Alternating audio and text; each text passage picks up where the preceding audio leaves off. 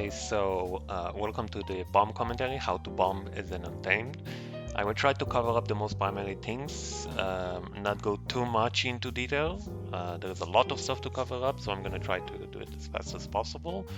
And hope you're going to learn something from this, so let's get started. Okay, so on this clip, I will show you the sustain of the bomb build, which it doesn't have a lot, it has a lot of invulnerabilities. Stormform on activating Elite, which gives me stability, resistance, super speed if I'm unleashed, and then Stormform box, which basically makes me take no damage. That is the main skill that you use at the start of your bomb to basically go in and uninterrupted try to cleave and put some damage out. If you manage to successfully hit a lot of targets, you will reset your elite quite to a reasonable amount, almost to 100% reset time basically. And what will happen is you will be able to continue staying further into the fight, because after the first elite is out, you will decide if you want to use your heal or your elite to continue staying there. But once everything is off and you have nothing left, it will be better for you to leave the fight instead of trying to stay, because you have nothing left, you have no other sustain, no other way to gain vulnerability or anything, so you better just leave the fight and not risk it.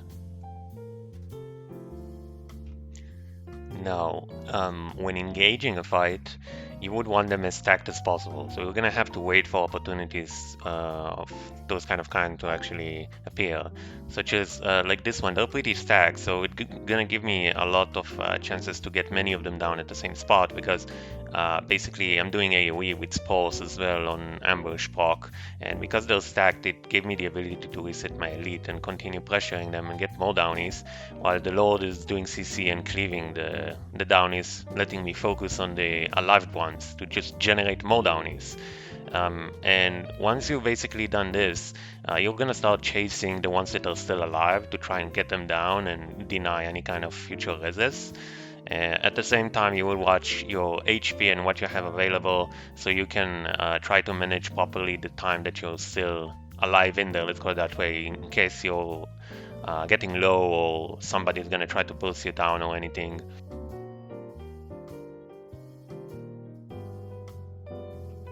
Alright, so before we start, let's talk about what do you have available in your arsenal. You have your elite skill, which is basically gonna give you stability, gonna give you super speed if you unleash yourself, and it's gonna give you resistance. Those are the three important things from the elite that you would want, because running Stoneform as well will make it that you're not gonna take any damage for 5 seconds. So the 50% less damage is not really taking any effect here, except for Condis, because Stoneform does not protect you from Condis. So it kind of works both for Condi and Power, but Power you're not taking any damage anyway. And basically on the utilities, you have 2 aggressive one and 1 defensive one. The 2 aggressive one are Signet of the Hunt, which is basically going to give you, if you trade it, it's going to give you 3 Might and Fury for activating a Signet, and you have 10 next attacks to be unblockable, which is very important for the cage and then the ambush of the Greatsword on the start, to make sure you're going to hit them unless they dodge, or you're blinded, of course. After using your Signet of the Hunt, you're going to go for the cage. The cage is basically, first of all, you're going to use it when you are unleashed, so you will get the quickness, which is very important for the two-handed weapons, which are very slow weapons. And once you cage them, basically what happens is they're staying in an area that you want them to stay for AoE damage. And after you're finished with that, you're basically just doing your rotation right now, and when everything is done, you're gonna watch out for your elite, your heal, and if you need to actually swap weapon again for more cleave in a proper way, such as stunning or more bull removal and such. You have your third utility, which is a break stun. And the break stun is just in case you got, I don't know, stunned midway and something happened and you either need to get out or you still see an opportunity to continue cleaving, but they just stunned you out of nowhere and it stopped you and you just want to continue finishing the fight because you see you're already winning. And the last thing is your heal, which is giving you 3 seconds of invulnerability from anything. You're not taking damage from condies and you're not taking physical damage. Condies will still can be applied to you, but they won't do any damage to you. So this is your third way to try and stay in the fight or run away from the fight when things go nasty.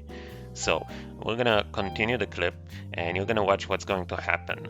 So basically I'm activating my Signet of the Hunt, activating my Elite, caging them and going for my rotation to get downies. Now once I finish the rotation, I try to get the alive ones, but since the alive one right now in this specific scenario is a Mesmer, I rather go for the downies more than try to kill him. I see the Warrior of Vengeance, so I'm trying to stall time and stealthing up with my small scale. I managed to stealth, but I do drop down. Still, I have some time while being stealthed. The Warrior is not gonna get rallied from the Vengeance, and I'm gonna get rallied instead, which gives me another chance to actually go into the fight. Now, watching what's going on with my heal, I see that it's almost up, so I see I have a chance to actually finish the Mesmer off and not just run away from the fight. So I go in, I cage him, and then I finish him off with the Unleashed Swing, basically. Hitting him for 9k and killing him in the spot. Now let's talk about the weapon real fast, because I don't want to go too much into details in this. So Greatsword, the ambush skill of the Greatsword is removing 2 boons when you hit an enemy and spawning a spore below it, below the target that you hit. Now if you trait it with Corrupting Vines, the trait in Untamed, Corrupting Vines will give you an additional 2 boon removal on your ambush skills, all of the ambush skills. So the Greatsword is removing an additional 2 boons, that is 4 boons at the start. So basically you're trying to remove the stability and the protection from the enemy before you start your damage rotation and basically the entire bomb. By doing that, you're giving an opening for more damage overall on the bomb and having a successful high damage bomb. Now, swapping to the hammer, you have the ambush skill that gives you 2 stability when you use it, 2 stacks of stability. So that is really nice that you gain an additional 2 stacks of stability on your rotation on top of what you already have. Just hope it's not gonna get stripped or corrupted, right? But it will also remove 2 boons and spawn spores below the enemies that you hit. Now, the 2 important additional skills of the hammer, Shockwave, we're gonna talk about only the normal Shockwave in here, because the Unleashed one is not really important for the bomb and it's not that significant. Now, the normal Shockwave is gonna give you protection when you use it, so it's really nice when your invulnerabilities are out. It's gonna weaken the enemy on the first shock, it's gonna immobilize them on the second shock, and on the third shock, it's gonna put vulnerability on them for more damage. So you would want to, as soon as you go to your hammer and you use your number 2 skill, you want to use the number for base one, not the unleashed one. You want the base one. So we're gonna keep them in that area, and then you're gonna swap to your number 3 ability on the hammer on the same unleashed state if you see that they don't have stability on. Now, why am I saying that? Because the smash, the normal smash, not the unleashed smash, the normal smash is basically going to give you barrier when you manage to hit an enemy. And on top of that, you're going to get a daze on the enemy in 2 parts. If you manage to hit the first part, which is going to hit the enemy for a quarter of a second days, you're going to do a follow-up attack automatically for another 1 second and quarter days. So that is very nice for people to react to the bomb. While they're reacting, you're dazing them and you're doing more damage in the process, because that skill also does quite a lot of damage. And by doing that, you're denying any kind of resistance from their side to the bomb while you're continuing to do DPS. Now, if they have stability, for example, on them, you would want to use your Unleashed Overbearing Smash. The Unleashed Overbearing Smash is a more aggressive one. It blinds the enemy on the first hit and then removes 2 boons on the second hit. So basically what you're doing is you're gonna blind them to avoid getting hit at least once. Like if they try to CC, if they try to launch you, damage you, or do any kind of, maybe a banner. It would blind also banners and things. I'm not sure it's gonna work on signets. I did not test that myself, but I assume it will work on signets because it's might act the same thing as a banner. But I know for sure banners can be blinded. And on the follow-up, you're going to remove 2 boons from them. So now if you remove the stability or protection, you can continue doing more damage on them and actually also CC them if the cage is still up. So that is something that you would decide in mid-fight what you want to use.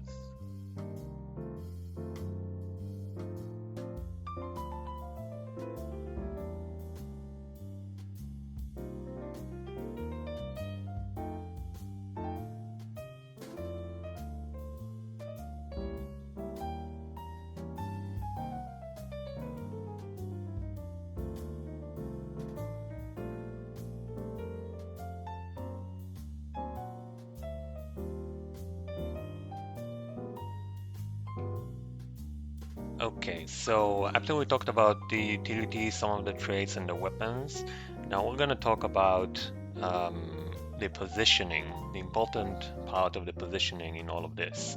Now, you would always want to hit the edges of what you want to hit, unless they're in a proper size for a target cap. Most of the target cap scales are 5 targets. Some are 3, most are 5.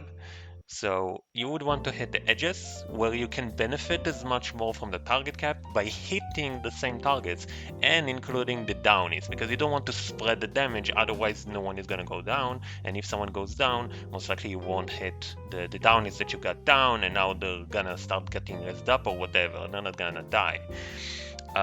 So you would want to hit the edges of the group or the center of the group if they're in a good size, such as 7 targets or something. And you would want to hit the back line, and then you want to hit the top of the stairs. Those are the positions that are the most beneficial for a bomb and the most efficient ones, that when you want to hit targets, you're gonna hit the same targets with the most damage and try to do your job properly. Now, you must remember, your job is to get downies, put as much damage as possible in the area, and get downies for your allies to cleave. Your survivability is not important here at all. You need to disregard your survivability until your job is done, because one death, which means one death equals to 1 of their rally. But if you manage to get 3 downies, 4 downies, 5 downies or more, your death will not change the fight. They have more downies. This will start snowballing. So if you go down, you will manage to get rezzed up eventually. Now when you're alone, your survivability is important, of course, because you want to continue playing when you're alone. You're not with the group. So when you approach the fight, you need to take care of your own survivability and watch of things that happen. When you feel like you need to retreat and stop the bomb or not retry or anything or not finish the downies, it's okay. Not every fight can be won, and it's fine. You done whatever you could and you just walk off and either try again or go somewhere else.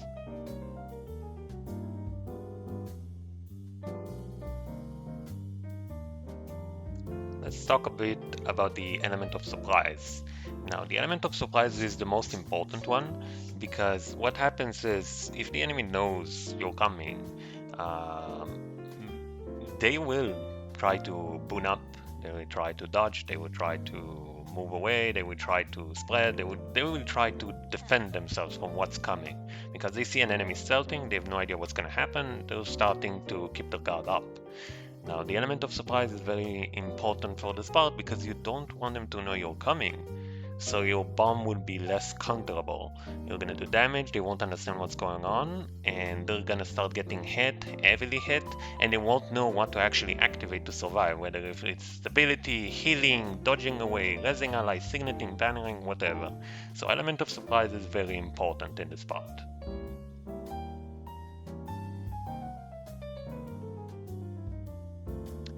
Okay, so fast talking about self-awareness. You don't have a lot of mobility and a lot of sustain, you have just a few involves. So you need to know what you can do and what you cannot do.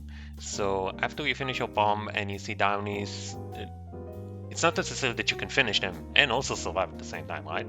So you need to know when to get out, when to back off, and when to escape. Because otherwise, you're gonna die eventually because you don't have a lot of sustain and you're just gonna get overwhelmed by the enemies that you try to bomb.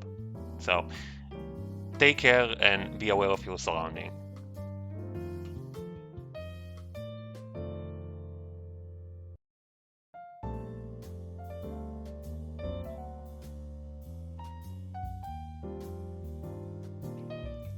So to wrap things up, um, I'm sorry I didn't go too much into detail. I did not cover everything.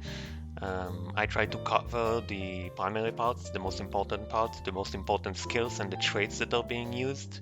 Of course, there are things that were not being talked about, like Predator's Onslaught trait in marksmanship and such. But I tried to cover up the most important ones for when it comes to bombing. So I hope you understand and learned about what it is to be a bomber as an Untamed. What do you have in stake? What you can do, what you can't do, what are your tools that you have, and how to basically use them in a proper way without just running around and smashing buttons. Yeah, I hope you enjoyed. And hope you learn from the commentary, and I hope to do a better job for next commentaries that will follow up. I don't know which one I would do next and when. It's just, time consuming and getting footage, and in what is world, if there is any content, no content, people running around, not running around, if there are, blobs of 40, 50 people, something that you cannot self-bomb or anything like that. So anyway, yeah, that is it. Thank you for watching and have a great rest of the day.